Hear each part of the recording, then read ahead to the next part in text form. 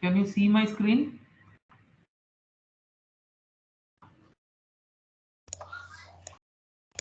Yes, sir. Okay, thank you.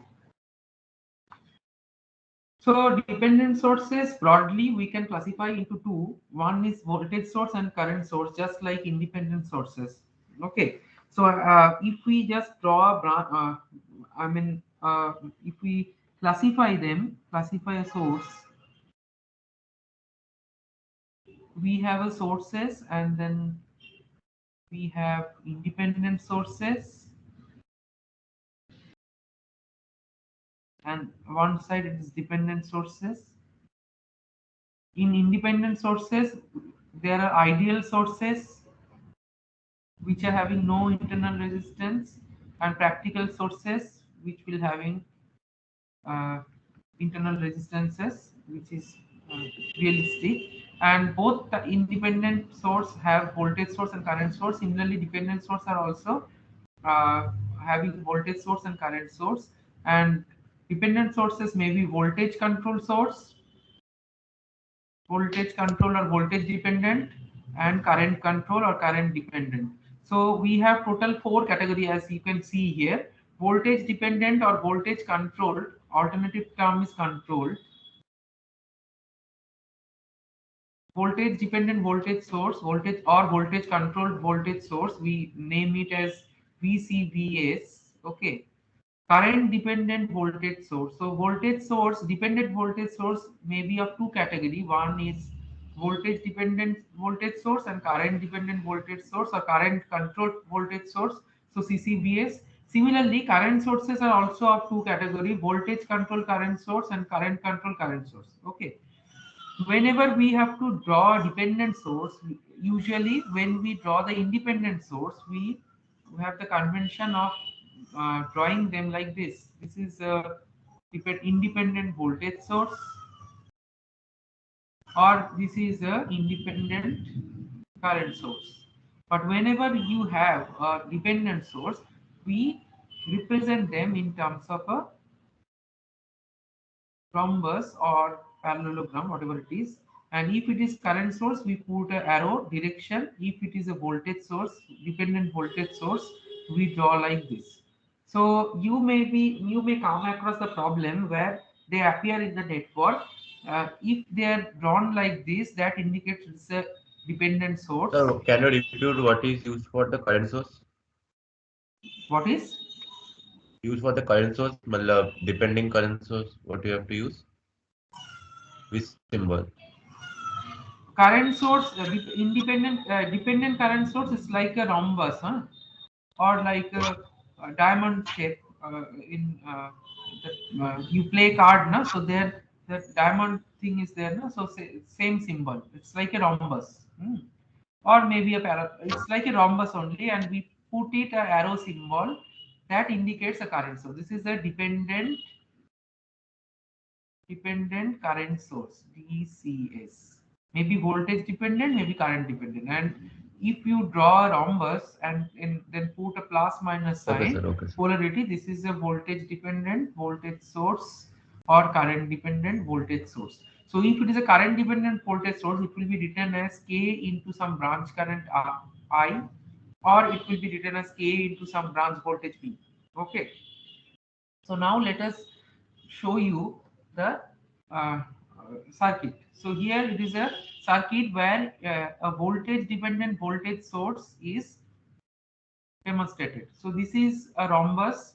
It is showing a polarity. So it is a voltage source. First of all, we can write it is a dependent voltage source. Now see the expression of it. Expression is 60 V1. What is V1? V1 is the drop across this resistance. Okay. So it is a drop across this resistance. This is equal to your V1. So this voltage source is a dependent voltage source which is dependent on the branch voltage V1 or drop across the resistor R1. Okay. And how it is related with that V1? It is 60 times into that V1. So that is a voltage dependent voltage source. Similarly, if you have a current dependent voltage source, you see here again we have a rhombus and polarity that indicates it's a dependent voltage source again. And what is the expression? It is K into I1. What is I1? I1 is the branch current through this resistor R1. Okay. So how it is related? It is K times into I1. So it is a current dependent voltage source, and it is scaled K times with the value of I1. So if you find it a rhombus with I1, that doesn't mean that it's a current source. Why? Because polarity is present. Instead of that, if we come across a rhombus with an arrow, that indicates a dependent current source immediately. And if you now check the relation, take the expression of it, it is written as beta into I1, where I1 is the current through this resistor R1, say. So then how it is related? It is beta times into I1, that branch current. Okay, so it is a current dependent current source, or we can write current control current source, whatever it is. Okay. And similarly, again, when you have a rhombus with a arrow mark, it is a dependent current source or some controlled current source. And here it is, expression is 0.2 into V1, where V1 is the drop across the resistance R1 of the circuit. So it is actually 0.2 into V1 means it is a voltage control current source or voltage dependent current source. Okay. So this is how we demonstrate this uh, dependent sources. So whenever you have a rhombus like symbol, that indicates a dependent source, and always whenever you come across a dependent source in the circuit, in the network, always the relation will be written by the side of it, just like the way we represent in the in a circuit where we have a dependent independent sources. So we put them and we just put some value, 10 volt, 12 volt, whatever it is. Similarly, always the dependent source will be characterized with their expression, so that you have to check carefully on which branch current or which branch voltage they are related with. Based on that, we have to put their value. So if it is a current source, we can consider that it is a current source of value Is, which is equal to beta into I. So whenever we apply KVL or KCL, whatever it is, whatever we do, we consider them as Is, and then ultimately we put their expression and solve it. Okay.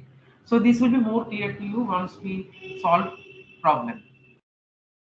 Now before Sir, just yes, yes, why yes. we're multiplying it with the factor like k into I1 or 0.2 into V1? What does that factor signify? Factor signifies means it is a scaled part of this. So is in your electronic there is one ECC na. This is EEC 01. There is ECC 01 na. You have this semester or some other semester? Do you have this semester? Yes, sir, we You have. will be learning that BJT when We you have will learn that emitter current, base current, collector current, all those things. When you will learn, then you will see that there is one option in analog electronics where you will come across with a circuit like this, where you will find this dependent source. So you will see that your emitter current will be some scaled version of the base current. Okay, so those things is because of the internal construction of the circuit. So same thing, similar, some if you use some elements which are dependent, so it is just you are scaling the voltage which is the drop across this thing. Okay, it is linear. So if it is non-linear, then we can write it as f into v1, so which is very rare. Usually it will be multiplied with some factor. So what factor? That depends on the circuit, what are the element you are using. Okay. So current through one branch is dependent on the current through this branch. It's like that only. And how it is dependent? Is it linearly dependent, or is it when it is scaled only? Then it is scaled value of that. So some multiplied with some value. So maybe it's a fraction of that. Maybe it's a some multiple of that. That depends on the circuit. Whatever the element you are using. Okay, that is the concept of the voltage dependent current source or voltage dependent voltage source, current dependent current source, whatever it is. So this practical example you will find in case of BJT. If possible, in the next class, I will try to show one problem with this so that you can appreciate what is actually happening in the dependent sources. So mostly in the electronic circuit, you will find it, the dependent sources, whenever you have electronic component. In future, you will learn op amp, operational amplifier. They are nothing but there you are just like amplifying it. So whenever you are amplifying, you are multiplying some input voltage with some factor of that. So there is a internal circuit with a transistor and not transistor, your BJT and all those things. So based on that, you get the amplified factor of a certain voltage. So you need to amplify your voltage, then you use the amplifier. Got it? So mostly in the electronic circuit, we come across the dependent sources. Clear? Any other question? So one problem I'll try to show with the electron analog circuit of the BJT, then it will be more clear to you where we come across this kind of problem. In analog electronics, those who are from electronic background, electronic stream, so they'll be learning maybe in the third semester, if I'm not wrong, analog electronics. Okay, electrical student also, they'll also learn in third semester mostly. So there you will find this kind of analysis will come. Okay, in analog electronics, operational amplifier, all those things. So before we start problem, let us discuss one point which in last class one of you asked me. Just a second.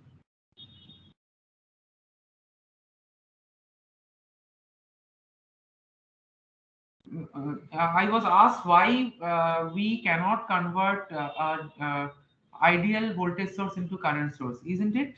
If I'm not wrong, the same student is present or not, I'm not sure. It was like that only. Why we cannot convert ideal voltage source into a current source? So what I told, usually when we have a source like this of internal resistance R, we can draw it after source conversion as this E by R. This is a current source where the internal resistance will come as a shunt to that, and this is your terminal. So why we cannot do for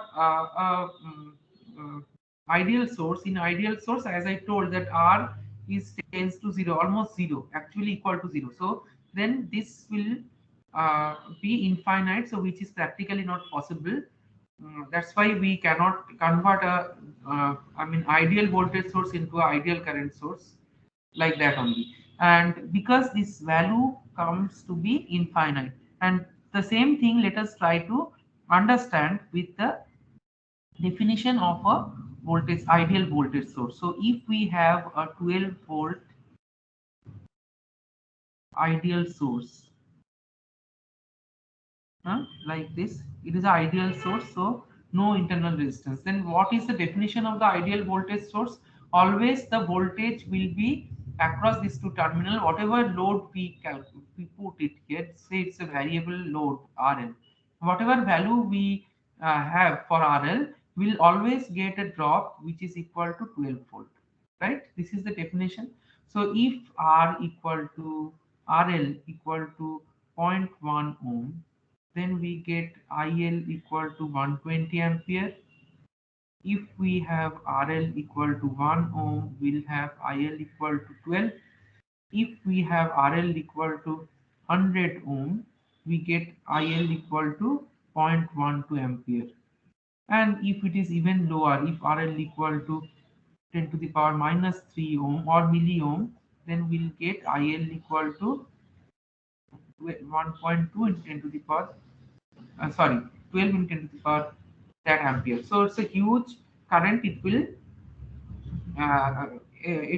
be flowing through the load. So that indicates whenever you want to if you want to drop it, like if you want to draw the load characteristics like this, na, so you will not get, initially you will get a straight line like this. This is the load characteristics, but Whenever it is an open circuit, then it is fine. You will get like this. This is your if it is a I towards this, and if this is a voltage, if you plot it here, it will be open circuit voltage, which is 12. And if you want to go for a lower value of it, and whenever you just short it, then what will happen? An infinite current will be flowing through it.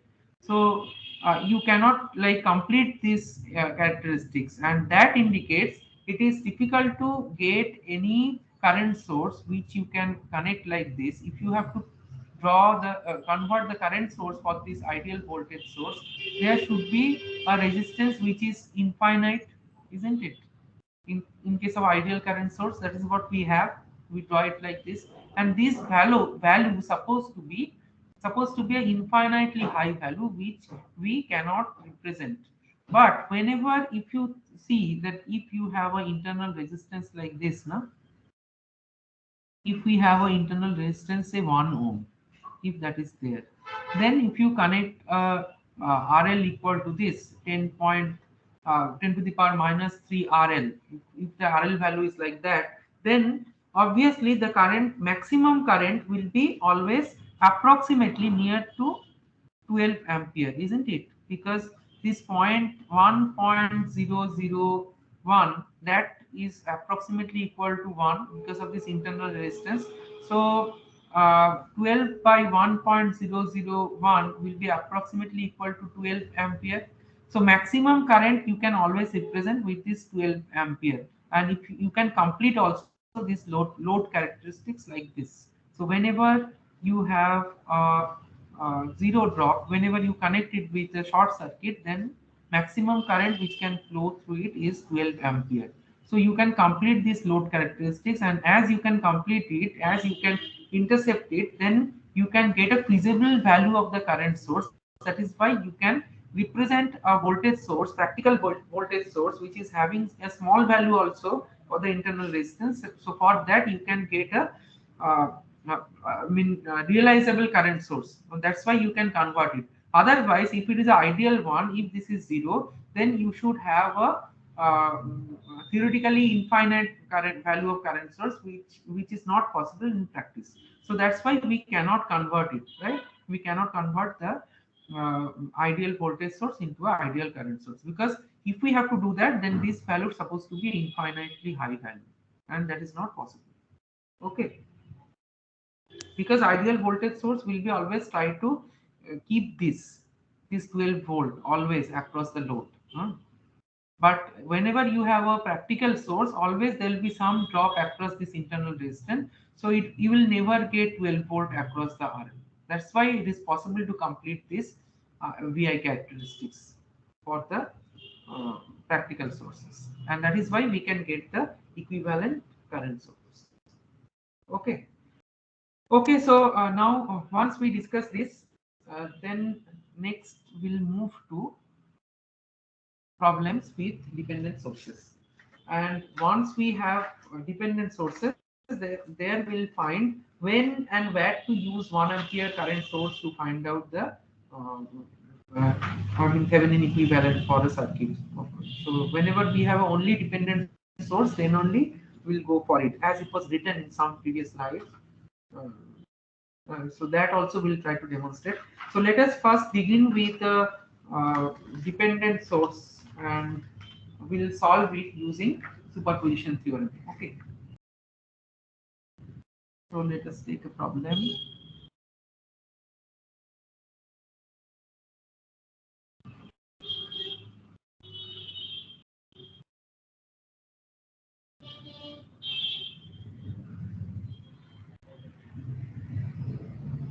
Whenever you have a dependent sources, then you have to carefully note the branch current and voltages which are drawn. So like this I, you have to note it carefully, because this is like it is controlling some dependent source, like it is shown here. So this is a dependent voltage source, and it is a current dependent voltage source because 2I is written. So whenever 2I is written, you should not confuse with the thing that it is a current source. It is by the polarity, it is showing that it's a voltage source. and you have a 6 ampere independent current source. So we have two sources and we'll solve it with the help of superposition theorem. So first we'll take up the 12-volt voltage source and we'll replace the current source by the internal resistance. So what we do, if we take 12 volt alone, and the problem is we have to find out the voltage drop across this 3 ohm resistance. So if it is V, then you find V. So problem is find V using superposition theorem.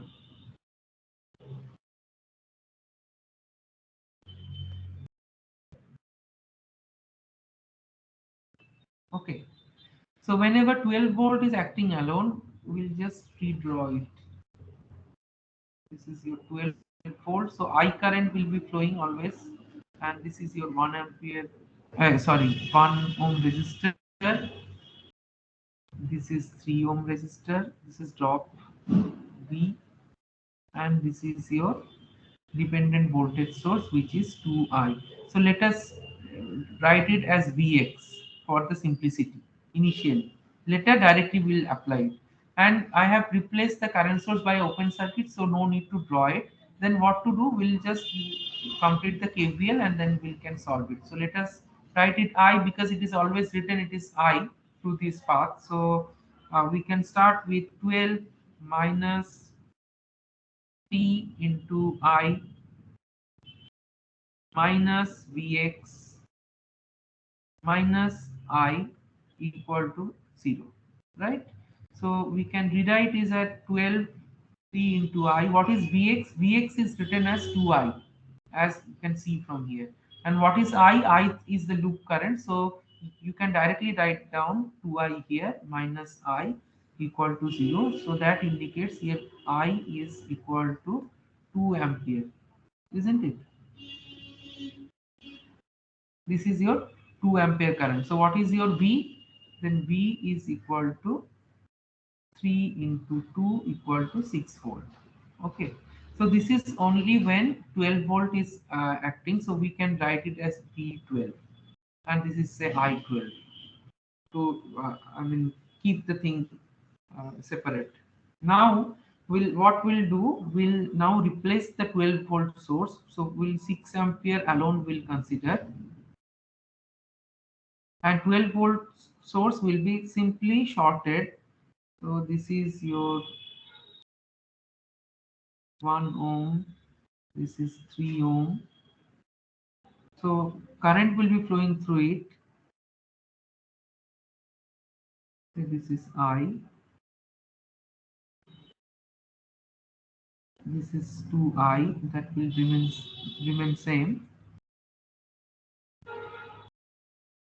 and this is your 6 ampere source. Or is If it 3? Is it 3 this is no, The no, V of 6 ampere is I cannot follow. Can you repeat? V of 6 ampere means this one, the Vx1 is 3 volts. This one 2I. Yes, Vx will sir. be 2I only, and this is I. Yes, This is sir. I am telling I. that in this, when we are taking 6 ampere alone, the answer will be 3 volts of the 2I. I have calculated, that's why I am telling. No, 3 volt, not 3 volt. It will be 3 ampere, na? The current will be 3 ampere. Oh, Vx value you are saying. Yes, sir. I am telling I the don't Vx. know. Let me solve and then let you know. Okay, Okay. let us solve it. Just check. So we find consider this as V. This is your node voltage, right? So what we can write, 6 is equal to V minus, this is Vx, right? So V minus Vx by 3 plus V by 1, isn't it? These are the two things. So this I is equal to actually V by 1. This I equal to V by 1 because this is the branch current, isn't it? So we can write it as V by 1. So V actually. So what we can write here, 6 equal to V, Vx will be 2 into V, 2 into I. So 2I means it is 2V. So 2V by 3 plus V. So ultimately what we are getting, it is minus V by 3, isn't it?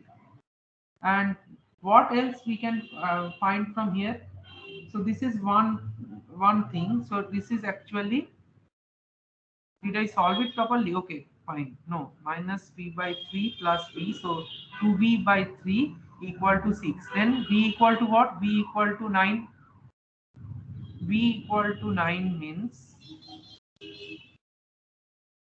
if you find V equal to 9, you can find I equal to, or this is also,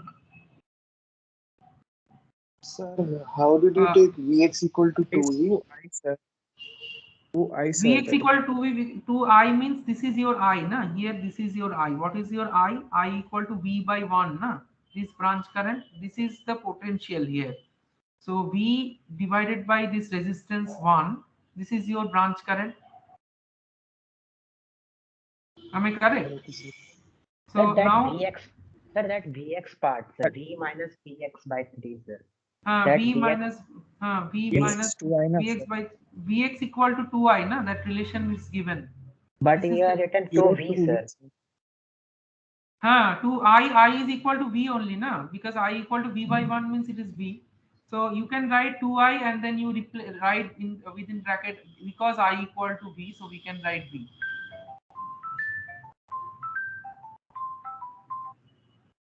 Got it? Is it clear or shall I Again, repeat withdraw it? once why you are Okay, writing okay, y okay. equals to 2. I'm doing it. So let us take the case when we are taking 6 Sir, ampere can we use alone. CDS rule there? Sir, What is CDS? means current division rule. Current division means I use okay. that and I got that V of 6 ampere means that Vx I got 3 volts. That's why I was telling, means No, you are getting 9 volts. VX should not be 3 volt actually. VX should not be 3 volt. VX should not be 3 volt. So let me solve it, then it will be clear. I'll do step by step for the ease of understanding. This is Vx, which is equal to 2I, right? This is your node voltage V. This is the 6 ampere source.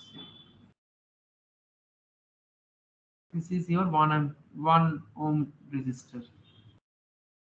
So we are assuming it, and it is like this. This is the case actually. This is the branching of current. So if we want to draw KCL at V, KCL at node V, what we write, 6 equal to, if this is Vx, then V minus Vx divided by 3, because current will be flowing from higher to lower potential, plus V divided by 1. Okay, so what is plus, this is, if we can write it in form of I, what is your I is equal to V by 1. So I equal to V. Agree? Up to this, is it okay? At this path, this is V, this is ground potential. So V by 1 is equal to I. This part is right, na? No confusion, I hope so. So next task Yes, sir. is, we'll write 6 Sir, equal one to thing. V. Yes. Sir, can we say that if Vx equal to 2I, that means the current that is flowing in this branch is 2I? No, no, Does that? no, no, no, no, no, no. Vx equal to I means the voltage drop, voltage source here, it will be having a magnitude of 2I volt. It is not the current through it. That is the most often confusion happens. Whenever we write Vx equal to I, we assume it as current source. It is not like that. It is having a absolute value of 2. If I is 3 ampere, then it is 6 volt source. It is not a 6 ampere current source. Got my point? If I equal to 3 ampere here, if we Yes, sir. calculate Yes. it, then it is 6 volt source. It is a 6 volt source. It has no connection with the current. It is not a 6 ampere current source. Okay, so it is a magnitude only. So we will write it as V minus 2I by 3 plus B. Then in the next step, we can write 6 equal to V minus, if we just replace I by its value, which is equal to B. So V minus 2V by 3 plus B. And ultimately what we are getting here, minus V by 3 plus B. So it is 2V by 3. So we get V equal to 6 into 3 by 2, so equal to 9 volt. So if we get that, the next task is to find out what we have to find out. We have to find out the current through this part. It is, if it is I1, then what is your I1? I1 is equal to V minus Vx divided by 3. V equal to 9. Vx equal to what? 2I. What is I? I equal to V. What is V? V equal to 9. So minus 9 by 3. So it is minus 3 ampere. So once you get I1, then you can find out the drop also. So drop will be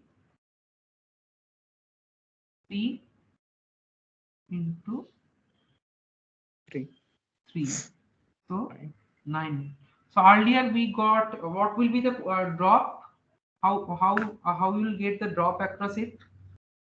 This is your V. V equal to 9, and this is what? This is equal to 18.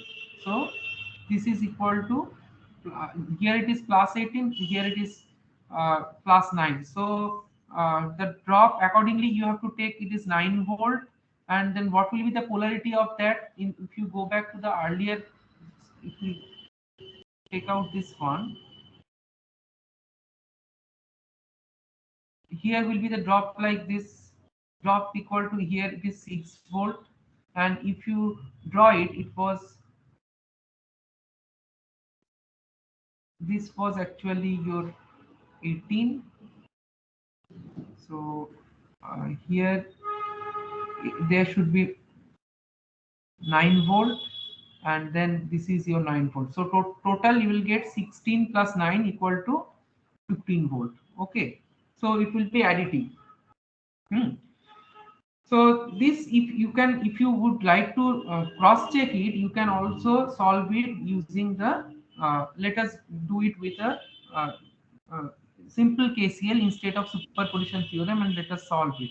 So if we can do the same thing, then we have to take the effect of both the sources together. So this is your 12 volt.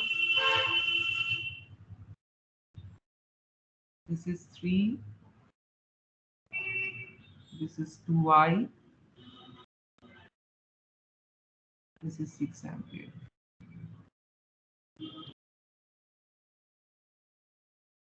And this is your voltage.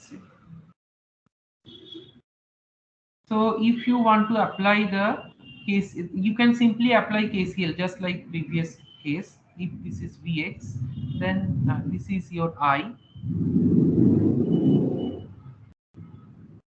So what we can write, 6 equal to, I take the current direction like this, say this is your I1, I plus I1, in that way we write it. So what is your I? V is in higher potential. So V minus 12 by 1, this is your I, and I1 is equal to V minus Vx divided by 3, and V minus 12, here it will be V minus Vx will be again 2I, and I value we have to put. So 2 into V minus 12, that is your new I value, like previous case, equal to 3. So let us now solve it. V minus 12 plus, if we can multiply with 3 here, plus V minus 2 into V minus 12 equal to 18, right? And then 18 equal to V minus 12 plus V. So 2V equal to 18 plus 12. So it is 30. So V equal to 15, right? And this is equal to what? If this is equal, this V equal to 15, then drop across this V minus Vx, V equal to 15, Vx equal to what? 2 into 15 minus 12.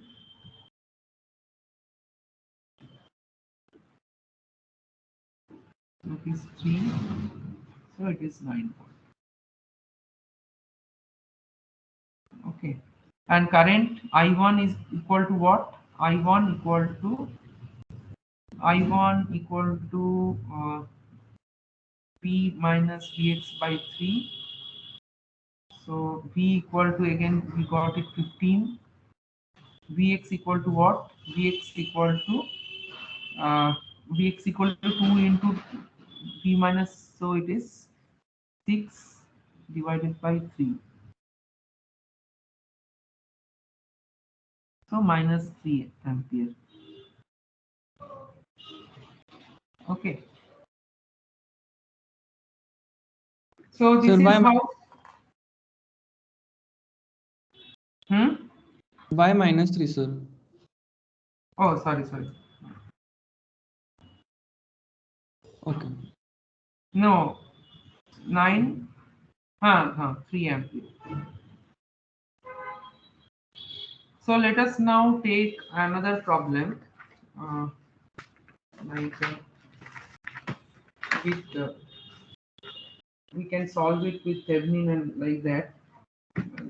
So now whenever we'll be solving with dependent sources, we have to solve both Thevenin as well as Norton, because we have to find out the short circuit current. Then only we can find out the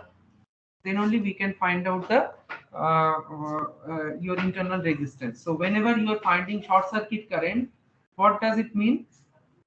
You are ultimately finding the Norton current. So you can solve it either with Thevenin or with Norton, the way you wish to solve it. So let us now take one example where we can find out the Thevenin equivalent with the help of a dependent source. So if it is a 10 ampere source, current source, this is your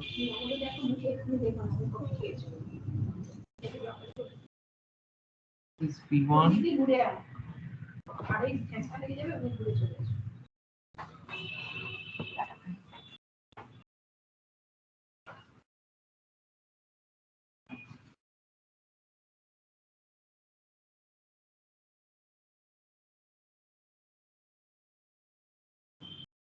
So note that it is again voltage dependent current control voltage source, because polarity is present and I1 is drawn here.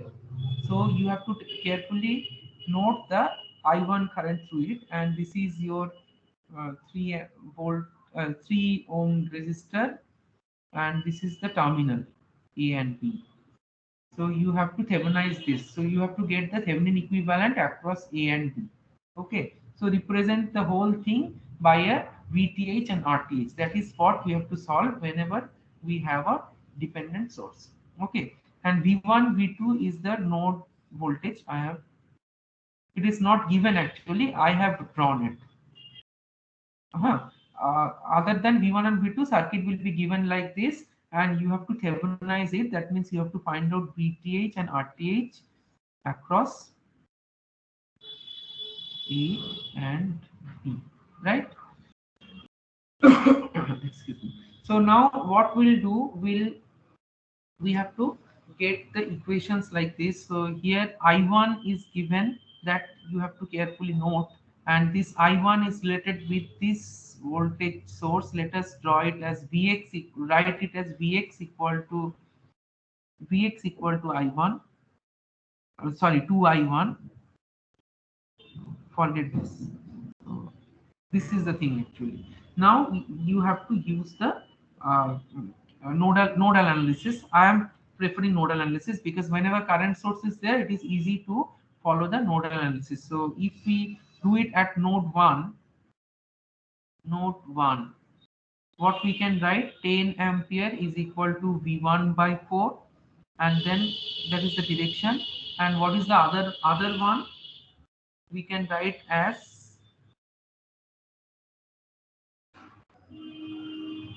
uh, V1 by 4, then V1 minus Vx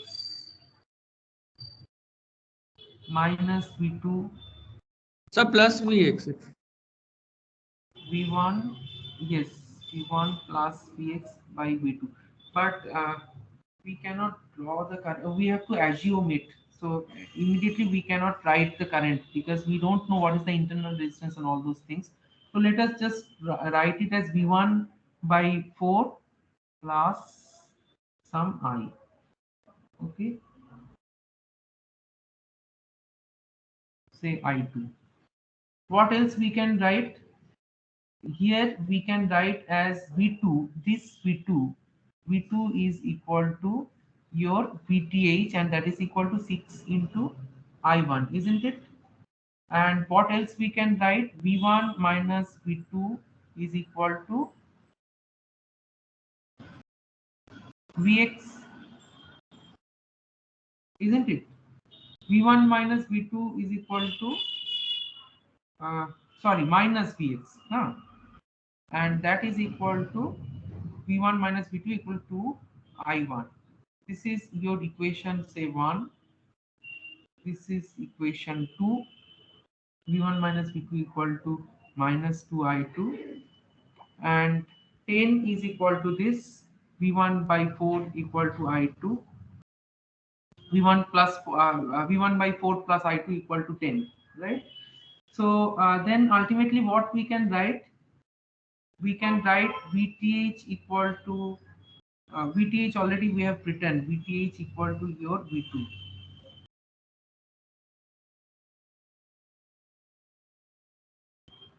That is the relation. So now let us find out the value of VTH. What will be the value of VTH here? How can we solve it? Whatever the equation we have, your this path, whenever this A and B is not connected, this current, this current is equal to this current. Whenever this is not there, this path is not connected, it's open circuit. So whatever your I1, that is equal to I1 through this path, because this is V1 by 4 is Sir, equal one to thing. Mhm. Sir, why have you written minus 2I1? Why negative sign is there? Couldn't understand. Because it is minus Vx, na? Okay, let us write it again.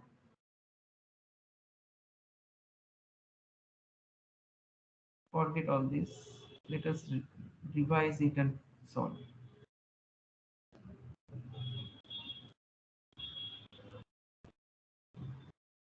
Okay. What is the first step? First step is 10 ampere is equal to this branch current plus this branch current, because now two paths are there. If it is written I1 along 6 ohm resistance, then this same I1 will be flowing through this path because there is no branching between this, right? Clear? Up to this, is it clear? So we can write 10 is equal to V1 by 4 plus I1. Can we write it simply? Because this I1, there is no path. If there is no other path, this I1 will be flowing through this path Yes, as sir. well. Yes. Okay, this part is clear. This is one equation. What is the other equation? We can write as V2. This V2 is equal to what? 6 into I1, isn't it? So this is another equation. Clear? Is it clear now? This is the Yes. drop. This is the drop. Now, what is the difference between V1 and V2? What is the difference between V1 and V2? Sir, it is minus Vx. V1 minus V2 equal to minus Vx, isn't it? And that is equal to minus 2I1. Clear? This is another solution. yes, sir. Yes, sir. Clear, clear, clear. Hmm. So then what to do?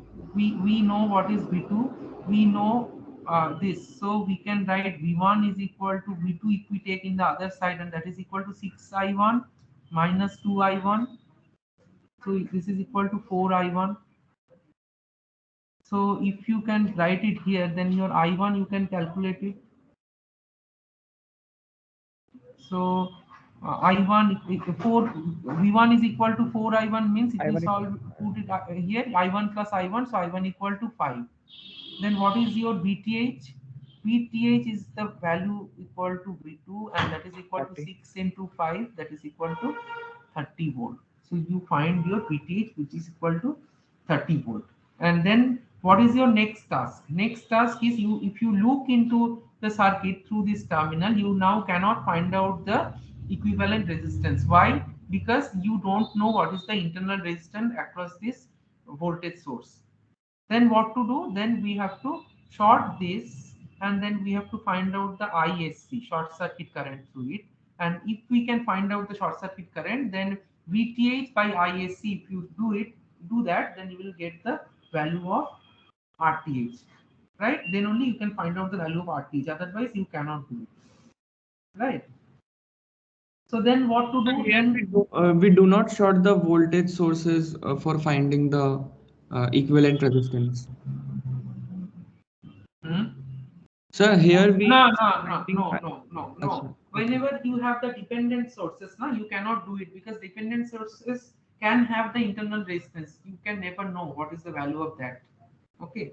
Like the way when we do it with the dependent sources, we always just short it. That the simple thing you cannot do here. Okay. Got it. Because they always have some internal resistance which we do not know. So let us now uh, redo the thing with the shorted terminal.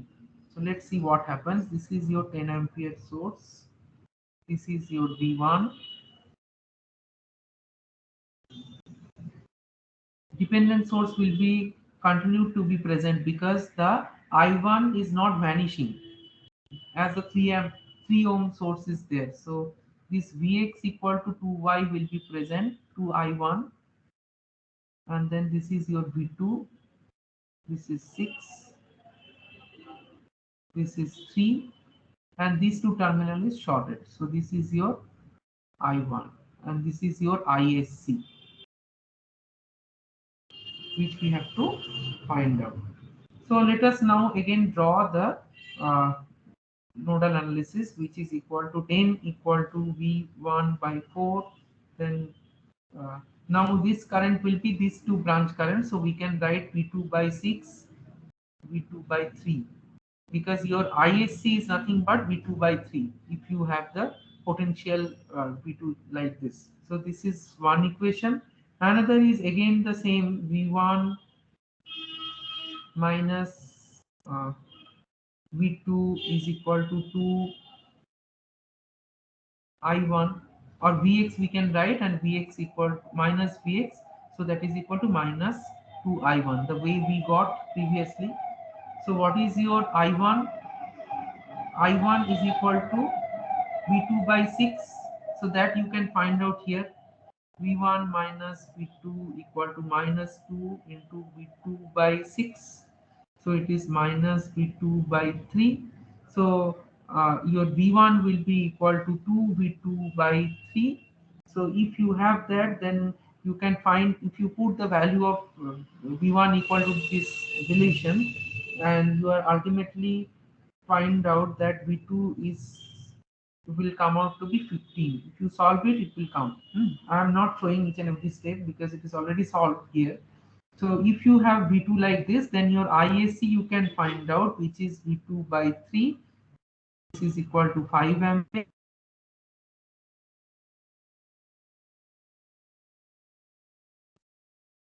To 5 ampere. That means you can find out RTH, which is equal to 30 divided 5, so equal to 6 ohm, which is equal to Norton resistance. So Rn, that also you can write. So from the same problem, you can get the Thevenin equivalent, RTH 6 ohm, 30 volt, or you can find out the Norton thing, which is 5 ampere, because IN equal to ISC with the shunt resistance of internal resistance of 6. This is your RL. So this is how you can solve using dependent sources, the Thevenin equivalent or Norton equivalent for the circuit. Now, if a load resistance is given some, say, another 3 ohm as a load resistance, then you can easily find out the value of current through the load resistance RL. Okay. So in the next class also, I'll try to show a few examples, and for this part, dependent sources or maybe for the network theorem, you can follow the book by Mehta. I have found that it is better if you can go through the solved example. They are correct, so you can go through it and you can try solving whatever I am showing here. I have taken from the exercise of Mehta. So maybe it is solved. 1 or 2 problem I have solved from the book, and then Sir, that is that what book I you have uploaded in the MS Team. Now that book, I have uploaded. Mehta I have uploaded. If you wish to, I can show where I have uploaded. Wait a minute. It is there, I think, in the books or. Yes, sir. It is there in books. yes, sir, 5 it is books. Okay, fine. okay. So one of you just Yeah. show your friend, huh, where it is uploaded Yeah. in the books. Huh? Okay. Okay, then next class also will be continuing with some problem on dependent